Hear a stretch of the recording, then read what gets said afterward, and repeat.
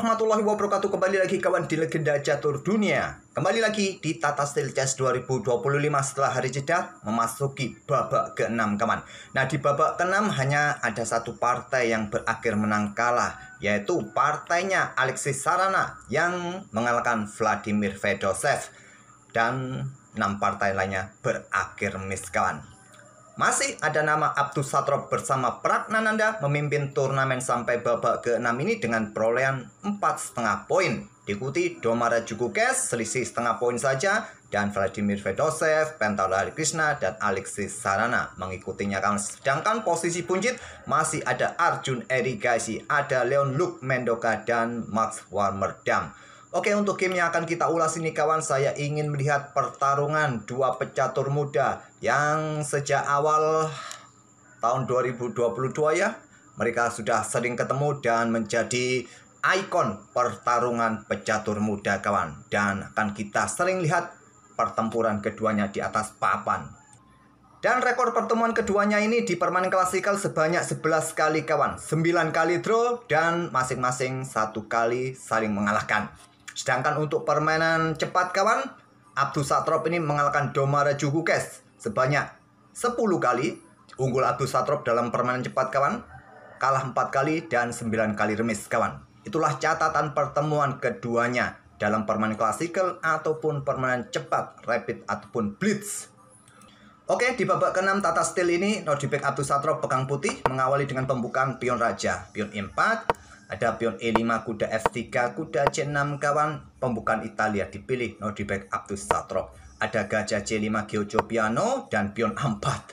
Langsung keluar dari jalur utama Nordibek Abdus Satrob di langkah keempat. Cukup menarik kawan. Inilah yang kita tunggu-tunggu. Ya, pada umumnya kalau kalian bermain dengan pembukaan Italia menghadapi Giojo Piano, pion C3 pilihan utamanya kawan, atau langsung rokade, atau ya pion D3 saja, membuat permainan menunggu, tidak seagresif dengan pion C3 yang diikuti dengan kuda F6, baru pion D3 untuk proteksi pion. Hitam juga begitu kawan. Nah, dilanjut di sini putih bisa rokade, hitam bisa melanjutkan dengan pion A6 terlebih dahulu, rokade terlebih dahulu, terserah. Tapi Abdus Satrob langsung mengajak ke arah pertempuran yang jarang dimainkan oleh pembukaan Italia pada langkah keempat.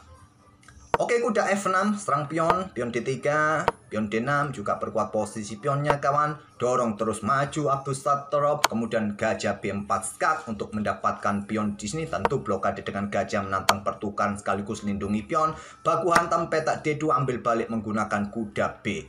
Rokade, amankan raja sesegera mungkin, baru bangun permainan atau memulai serangan. Dengan kuda E7 terlebih dahulu, Gukes bermain siap dibawa ke sisi raja, dan juga untuk persiapan pion C-nya dimainkan. Pion C3, persiapan dukungan pertarungan petak pusat, ada kuda G6, benteng E1 terlebih dahulu untuk ya berikan dukungan lebih kawan pada petak E4 sebelum dorong pion. Kuda mungkin juga dibawa petak G3, petak E3 nanti ke depan. Pion H6, dan pion D4 tantang Abdus Satrob ditolak. Manuver kuda H7 mungkin persiapan dengan pion hanya atau menantang pertukaran kuda. Ada benteng E3. Lanjut Abdus Satrob. Sepertinya mereka ini sudah membuat langkah-langkah yang baru. Sebelumnya admin tadi kelupaan ya, di posisi mana mereka sudah membuat langkah baru kawan. Coba admin ulangi lagi tadi. Nah, di posisi ini tadi dorong terus maju kawan. Harusnya pion A6 yang paling banyak diambil kawan. Oke, dengan gajah tadi. Nah, pertukaran di sini kawan, ambil balik, kemudian rokade, dan gajah D7, benteng B8, kuda E7. Ini kuda E7 ini langkah barunya kawan. Oke, pion C3, kuda G6, benteng E1, pion H6, pion D4, kuda H7, benteng E3. Lanjut Abdus Satrob. Kuda G5 menantang pertukaran, dijual, dibeli kawan. Nah, sekarang pion G3 untuk menghindari serangan di sini. Mungkin kalau ada serangan di sini kawan ya, kalian masih punya benteng ya. Ya, dengan pion G3 untuk menambah kontrol dari manuver kuda hitam. Ada gajah G4 menantang pertukaran, ditantang juga oleh Nordibek Abdus Satrob. Ya, tadi bukan tantangan ya, ini ancaman ini pada menteri ya. Bisa kalian tantang dengan gajah E2. Langkah terbaik juga dipilih Nordibek Abdus Satrob dengan pion H4-nya. Saling ancam menteri masing-masing kawan.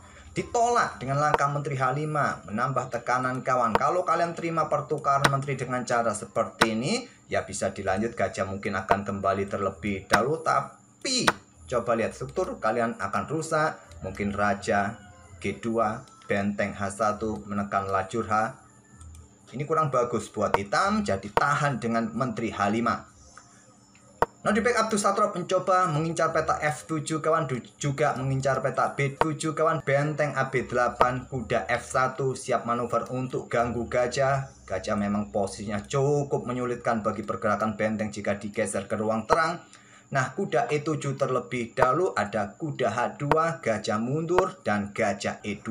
Lanjut up to Satrap serang menteri, menteri mundur, diikuti pertukaran benteng pusat ambil balik, dan ada benteng serang gajah.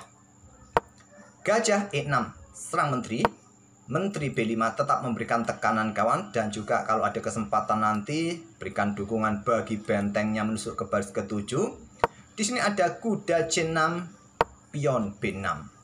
Kalau dorong jatuh, ambil pun jatuh kawan. Gajah tarik mundur, perkuat peta B7-nya. Dan di sini pion H5, langkah bagus untuk mengusir menteri kawan, tidak berkoneksi dengan kuda. Menteri F6 ada benteng F3, menteri ke E6 ada gajah C4, memaksa menteri mundur ke E7, sekarang menteri ke 4. Opsi yang lain juga dengan benteng ini kawan diangkat, maksudnya benteng ini yang digeser ke peta D3 dobling, ini juga kuat. Kalau sekarang baku hantam berharap diambil oleh benteng kawan, ya diambil menggunakan gajah ya tentu saja. Oke, menteri mundur terlebih dahulu, kemudian kuda mundur kawan, baru pion A pukul pion B7, ambil balik oleh gajah di sini, menekan pion kawan, ada benteng E3 dan gajah C6 serang menteri, menteri mundur backup pion dari ancaman benteng hitam, kemudian kuda B7. Lanjut Domara Cukes untuk mendapatkan posisi yang lebih bagus kawan, mungkin ke peta C5 kembali nanti bersama gajah menekan pion. Sekarang pion B4 lanjut up to Satrap, coba kontrol peta C5 dan kuda manuver peta D6, tetap pressure pion di sini, pressure gajah di sini, tantang dengan gajah D5. Pertukaran di peta D5 ambil balik dengan benteng, mencoba pressure kawan, diikuti kuda mungkin. Menteri E6. Benteng turun kawan ke peta E2. Kalau sekarang kuda ke peta F3 kawan, mungkin di sini pion C6 akan coba ganggu benteng ya. Benteng mundurkah untuk berkoneksi dengan menteri di sini? Masalahnya kuda C4 ini yang menjadi masalah. Jadi dengan langkah benteng ke E2 berkoneksi dengan menteri kawan, sewaktu-waktu benteng bisa menghindari ancaman garbuan dari kuda tadi ya. Nah, pion C6 tetap dimainkan, ada benteng A5 serang pion di sini, kemudian menteri pukul menteri. Ambil balik kawan. Atau tadi mungkin kalian penasaran, admin kok kelewatan menganalisa ya. Di posisi ini kenapa tidak caplok pion ini saja ya? Karena kuda ambil pion E4. Nah, tidak ada lagi yang menjaga benteng kawan. Itu yang menjadi masalah. Oke, benteng mundur tadi ke E2, ada pion C6, benteng A5, menteri pukul menteri, ambil balik kawan. Kita masuk ke permainan bisa dikatakan endgame ya. Sekarang di langkah ke-37 sudah tidak ada menteri. Benteng F C8 untuk berikan dukungan kawan. Di sini ada kuda G4 serang pion, ada pion C5 coba diadu dan diterima ambil balik. Nah, di sini benteng ambil pion A7, benteng ambil pion C3, benteng D7 terlebih dahulu ancam kuda. Ya, ini juga salah satu opsi betul lah. Dengan langsung yang menekan pion di sini, mungkin nanti baru ke peta D7 coba serang kuda. Ya mungkin didahului oleh hitam menekan pion yang di sini kawan. Ya sama juga, pion ini juga jatuh. Oke, permainan dirasa masih seimbang di langkah ke-40 ini. Lanjut tadi dengan benteng D7, kuda mundur ke E8, baru kuda caplok dan mengancam pion. Kuda F6 untuk ancam benteng kawan. Nah, benteng E8. Kenapa tidak caplok pion ini saja? Karena ada benteng E8. Ini juga bikin repot kawan. Benteng ambil kuda F6, ambil balik. Mungkin kuda ke sini. Kira-kira kalian berani bermain seperti ini? Kalian unggul 2 pion, tapi bermain dengan kuda. Sedangkan hitam bermain dengan sepasang benteng. Ya, dinilai oleh engine masih dalam posisi yang level. Cuma ya ketar-ketir kalau kita main dengan kualitas perwira yang kalah. Walaupun masih pasti punya banyak pion. Tapi kesempatan menang kita akan hilang kawan. Menahan remis saja sudah cukup di posisi seperti itu tadi. Oke, dengan benteng E7 langkah terbaik. Nah, benteng B4 serang pion kawan. Pion G4. Untuk perkuat rantai pion di sini. Nah, benteng C5. Tekan kuda. Ada pion F3, perkuat posisi pion. Sedikit demi sedikit sepertinya Abdus Satrob sudah mulai memperbaiki posisi pion-pionnya kawan. Cukup solid sekarang. Ada Raja F8, langkah kesalahan. Baru di langkah ke-45 kita dapati langkah kesalahan. Langkah kesalahan kawan. Memberikan kesempatan Abdus Satrob menang. Dengan keunggulan evaluasi dari engine sebesar 1,81. Dalam permainan klasikal dengan kontrol waktu yang masih cukup banyak 37 menit kawan. Ini memberikan keuntungan besar bagi Nordicback Abdus Satrob. Apa langkah terbaiknya? Benteng B3 ataupun ya tidak ada langkah yang lain menurut engine kawan. Atau melakukan skak terlebih dahulu. Benteng B3 ini satu-satunya langkah terkuat. Raja naik ke petak G2, putih akan melanjutkannya. Baru geser raja kawan, serang benteng di sini. Ambil pion, geser ke E8 dan coba lihat di sini. Apa yang kalian lakukan di sini kawan? Kuda dalam ancaman, benteng dalam ancaman. Apakah ambil pion lagi, menyerahkan kuda kawan? Bisa jadi ya, mungkin ada ancaman skakmat di sini. Raja F8 dan kalian melangkah benteng G6, coba berdali pion, ancam kuda di sini. Nanti hampir mirip kawan permainannya dengan Raja F8. Benteng ambil pion F7 skak, Raja E8 dan kuda ke D3, garbu benteng kawan. Tapi punya tempo skak, Raja maju ke G2. Nah, benteng di sini masih dalam posisi kena ancam, berbalik ancam kuda, benteng C3, dua perwira dalam posisi kena ancam. Nah, kuda kembali ke E5, benteng B5, serang kuda kembali. Nah, dikorbankan kuda. Hampir mirip dengan variasi yang saya tunjukkan tadi. Kemudian benteng A2 ancaman skakmat, Raja F8, benteng G6 kawan. Kuda caplok pion E4, langkah bagus untuk membuat posisi seimbang. Kalau diterima langsung di sini, ambil balik kawan, permainan bisa berakhir miss. Walaupun kita lihat dari evaluasi bar ini kawan, dari posisi tadi unggul 0, berapa sekarang turun lagi. Artinya engine juga menilai permainan seperti ini akan bisa berakhir miss walaupun putih unggul 1 pion. Oke, di sini tadi dengan benteng E2 jawaban terbaik dari Abdus Satrob untuk tetap menjaga potensi kemenangannya kawan. Benteng G5. Nantang pertukaran benteng untuk juga defleksikan posisi kudanya kawan. Nah, di sini benteng ambil pion. Kenapa tidak dicaplok saja ya? Toh, masih punya banyak pion. Kenapa ya? Raja G7 bisa wassalam, bahaya sekali. Bentar kawan. Karena benteng ini akan bergerak ke petak E6 jaga pion dan sedikit demi sedikit raja ini akan dibawa. Ya, langkah terbaiknya di posisi ini kawan, benteng ini yang ke C6 untuk coba rebut pion ini. Jadi tidak ada lagi benteng E6. Oke kawan, di sini tadi memilih ambil pion. Oke, masih berpotensi menang Abdus Satrob dengan 3 pionnya.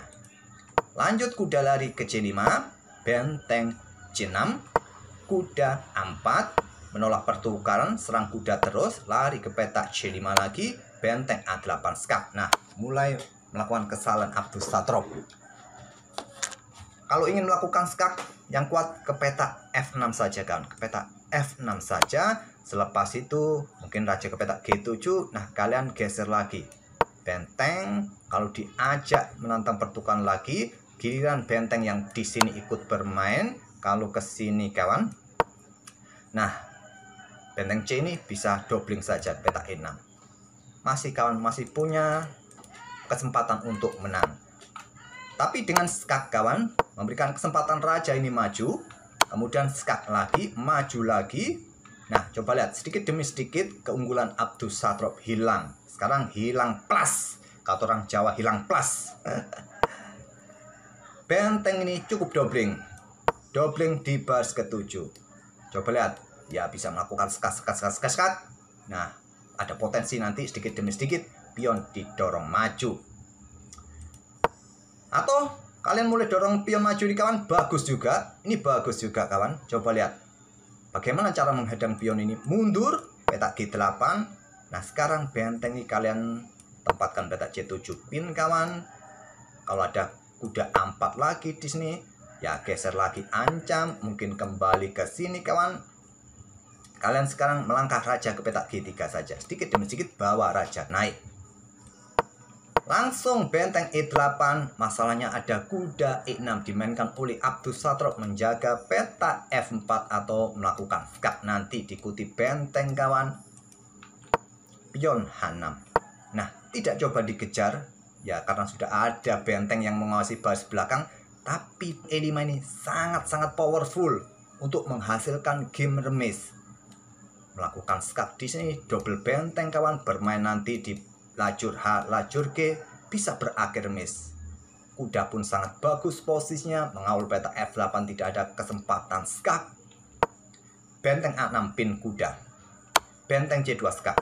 Raja F1. Skak lagi, mondar mandir, dan permainan berakhir miss. Kalau raja ini naik ke petak G3, kawan, maka benteng ini naik ke petak E2 seperti yang saya sebut tadi, akan melakukan skak-skak di lajur H ini. Di lajur G juga petak F4 sudah dijaga oleh kuda, bisa berakhir miss. Dan ancaman skak mat ini hanya bisa dihentikan dengan pertukaran di sini, kawan. Di sini jual belinya. Nah, kalian bisa melanjutkan pion G5 skak, raja F5 dan benteng F8 skak, raja G6, begitu terus, kawan, skak. Nah, kalau raja ke petak ini, kawan, ya skak-skak terus. Raja ke sini, kalian ikuti raja naik ke petak G4. Apakah bisa dipredeli pion-pion ini oleh dua benteng hitam? Tak perlu admin lanjutkan lagi ya. Permainan bisa berakhir miss, tapi di tangan kalian mungkin berbeda. Oke, itulah pertemuan ke-11 mereka dalam permainan catur klasik, kawan. Semoga permainan kedua pemain ini bisa menghibur dan bisa jadi bahan referensi kalian dalam pembukaan Italia. Dan kita akan bertemu di video-video berikutnya. Terima kasih. Wassalamualaikum warahmatullahi wabarakatuh.